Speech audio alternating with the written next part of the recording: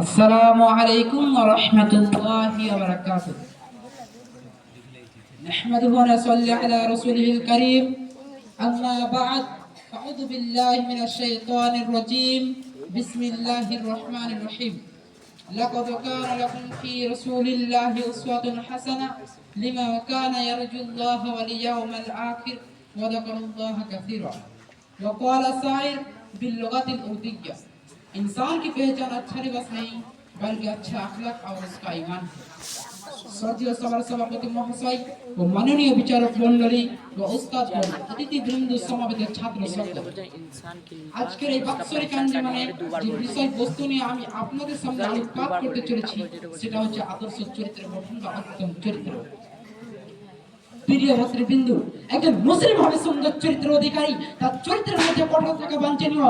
কারণ বিশ্বনেতা মুহাম্মদ রাসূলুল্লাহ সাল্লাল্লাহু আলাইহি সাল্লাম ছিলেন এক নরম দিলের প্রতীক ও কঠোরতার হওয়ার বিরোধী। সুন্দর চরিত্র করতে হলে সৎলোকের সংগ্রাম করতে হবে। আর এর জন্য বিশ্ব মানবতার মহান নেতা, শান্তির দূত, রহমতের প্রেমিক, জনতার বিশ্বস্ত বন্ধু মুহাম্মদ রাসূলুল্লাহ সাল্লাল্লাহু আলাইহি সাল্লাম আইডিয়াল নমুনা আমাদের সামনে রয়েছে। মহান আল্লাহ পবিত্র কোরআন মাজিদের মধ্যে বলেন, সূরা আহজাব পারা নম্বর 21 বিসমিল্লাহির রহমানির রহিম, লাকাদ কানা লাকুম ফি রাসূলিল্লাহি উসওয়াতুন হাসানা, in the life of messenger it is the best idea for you. অর্থাৎ রাসূল সাল্লাল্লাহু আলাইহি সাল্লামের জীবনী হচ্ছে তোমার জন্য উত্তম নমুনা স্বরূপ। বাস্তব সত্য হচ্ছে যে তোমাকে চরিত্র গঠন করতেই হবে, কেননা তিনি ছিলেন মানুষ সত্য সমাজের সবচেয়ে চরিত্রবান।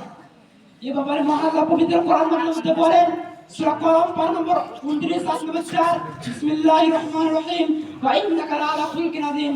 অর্থাৎ তোমাকে অবশ্যই তুমি মহান চরিত্রবান অধিকারী। প্রিয় শ্রোতাবৃন্দ, সচ্চরিত্রের মহত্ব গুরুত্ব সম্পর্কে মহানবী সাল্লাল্লাহু আলাইহি সাল্লাম বলেন যে কিয়ামতের মাঠে যখন নেকির পাল্লাকে ওজন করা হবে তখন সচ্চরিত্রের মতন কোনো জিনিস ভারী হবে না। সহিহ বুখারী হাদিস নম্বর 958। তিনি আরো বলেন যে তোমাদের মধ্যে সেই ব্যক্তি সবচেয়ে উত্তম যার চরিত্র উত্তম। সহিহ বুখারী হাদিস নম্বর 892। আমরা যদি ইতিহাসের দিকে লক্ষ্য করে দেখি তাহলে দেখতে পাবো এই সচ্চরিত্র অনেক ব্যবহার করে ইসলামের ঘর শত্রুরা দরে দরে ছায় প্রদর্শন করছিল।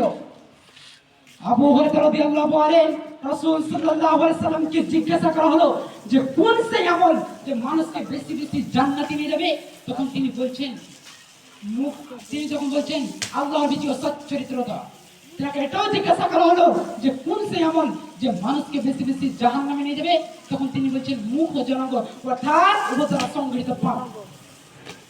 প্রিয় শ্রোতাবৃন্দ, উত্তম ও উন্নত চরিত্র গঠন করা তো দূরের কথা, বরং ব্যাড ক্যারেক্টার তাদেরকে আমাদের নাম অন্তর্ভুক্ত করেছি।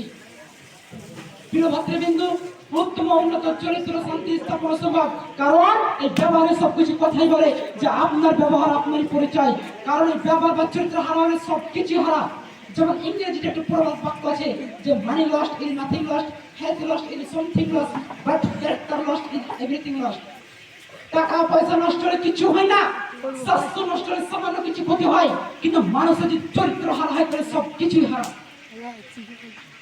প্রিয়সুখীবিন্দু, মানুষের সাথে ভালো ব্যবহার করুন, কেননা সেই মানুষ কখনো, একজন চরিত্র মানুষ কখনো ব্যভিচারী হয় না, মদখোর হয় না, চোরখোর হয় না, জুয়াখোর হয় না, অহংকারী হয় না, বেকাটে হয় না, ঝগড়াটা হয় না, ডাকবাজ হয় না, লোভী হয় না, বিপদকারী হয় না। আয়েশা রাদিয়াল্লাহু আনহাকে একদিন জিজ্ঞাসা করা হলো তার চরিত্র সম্পর্কে, তখন তিনি বললেন তার চরিত্র ছিল আল কোরআন।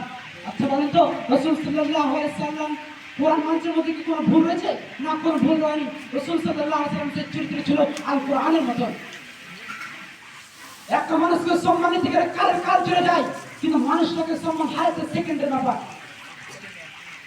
তোমাদের মধ্যে সেই ব্যক্তি উত্তম যারা আল্লাহর পরকালকে ভয় করে, জাহান্নামকে বলে ভয় করে, সিরাত বলে ভয় করে। সেই হলো রাসূল সাল্লাল্লাহু আলাইহি সাল্লাম আদর্শ চরিত্র বা উত্তম। যে ব্যক্তি কোরআন ও হাদিস মেনে চলে সেই হচ্ছে আদর্শ চরিত্র। পরিশেষে মহান আল্লাহর কাছে দোয়া করি, হে আমার প্রতিপালক, আমাদের সকল মুসলিম জাতিকে সচ্চরিত্র ও ভালো আখলাক সুন্দর করে গড়ে তোলার তৌফিক দান করুন। আমিন। আসসালামু আলাইকুম ওয়া রাহমাতুল্লাহি ওয়া বারাকাতুহু।